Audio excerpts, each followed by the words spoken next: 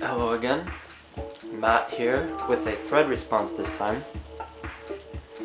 This is a response to Sid's second thread, and it's actually my first thread response. I've been following all the threads for quite a while now, but I usually have a hard time answering the questions, but I thought I could tackle this one, so I'm gonna give it a shot.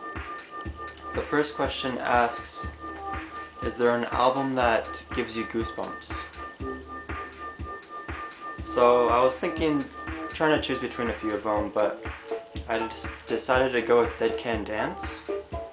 This is the Serpent's Egg, released in '86 I believe on 4AD.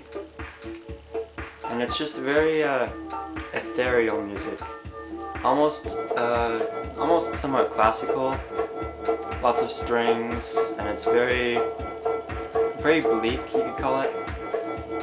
But it kind of just creeps its way under my skin, and once I get comfortable in what I'm hearing, it will just take the level up and up and up.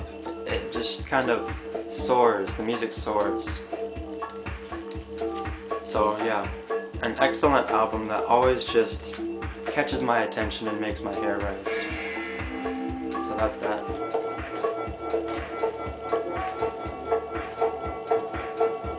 The second question is, what's your current musical obsession? So, I showed this in my recent vinyl video, number 5, my last one. This is the only one I have of Jamaican dub music, but every couple months I change what I'm listening to on my MP3 player as I go to and from school. And so I've been listening to Jamaican dub and reggae the last couple months, and I've just really been feeling it. I've been into this, so King Tubby and Scientist particularly, the instrumental dub, it's kind of like, almost like electronic music. King Tubby, he was a producer. He didn't really play much of the music on there, or any really. He just produced it, and he actually brought production to the front as one of the main artistic elements of the music. And of course, dub music, it has a very defined bass sound. It's music that you can just kind of lie back to and relax to, and it's very kind of uplifting even.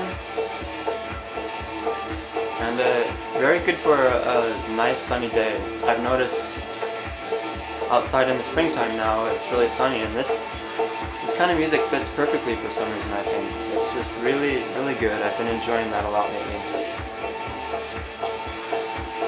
So question number 3 is, show one of your thrift store or flea market finds. I'm just going to skip this one because actually I don't have any. I do buy used vinyl sometimes, but to be honest, I don't even know where the closest thrift store to my house is, so I don't have any to show for that one. I'm just going to turn that down a little bit. So question 4 asks, what record are you most proud of? I'm going to have to go with, again, I kind of was trying to choose between a few of them, but I decided on Beach House's first album. It's self-titled, Beach House. I'm proud of this one because it was actually one of the first records I bought, and now it sells for 4 to 5 times the price I bought it for. This is the inner sleeve, and that's on white vinyl. It's the first colored vinyl I bought, and little did I know, this band became quite a bit bigger with their last album. I believe it was Zebra or Teen Dream, maybe it was called. This one still is my favorite from Beach House. And yeah, I think that's one of the records that I bought really early on, and it's gone up in value because it was limited and it was my first colored vinyl, so this one I'm really proud of. So question 5 is, recommend one record that people should listen to. I chose Andrew Douglas Rothbard This album is Abandoned Meander. It's kind of a psychedelic folk album, a bit like Six Organs of Admittance, although what I really like about this one is that it's really accessible. This album to me kind of gives me the same kind of feeling that Animal Collective gives me. It's a kind of treads a fine line between kind of really enjoyable pop music and more out there experimental music. And I mean, by pop music, I mean this doesn't have a chorus verse chorus structure, and it's not something you're going to hear on the radio, but it has a lot of hooks, and it's really something to listen to. I strongly recommend checking that out. Andrew Douglas Rothbard. And the last question was, any advice or questions?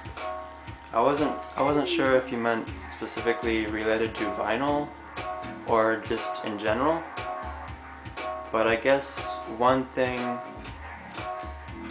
I would advise related to vinyl would be just being aware of different pressings. I've noticed that I buy a lot of reissues, and most of the time I'm really happy with them, but sometimes I'm not so happy with them. And I personally would like to be more aware about which pressings to look for and which pressings to avoid. So I know there are lots of resources online. I use Discogs, but if anyone has any other good websites to go to that gives any kind of listing of different pressings, I'd really be interested to see that. So yeah, those are the 6 questions. Thank you for watching. Hope you got something out of that video. And I also want to thank everyone for subscribing after my last video. I got a pretty good response after my recent vinyl video, and if you keep watching, I'll keep making videos. So with that, adios. Until next time. This is Pole in the background, so I'll see you later.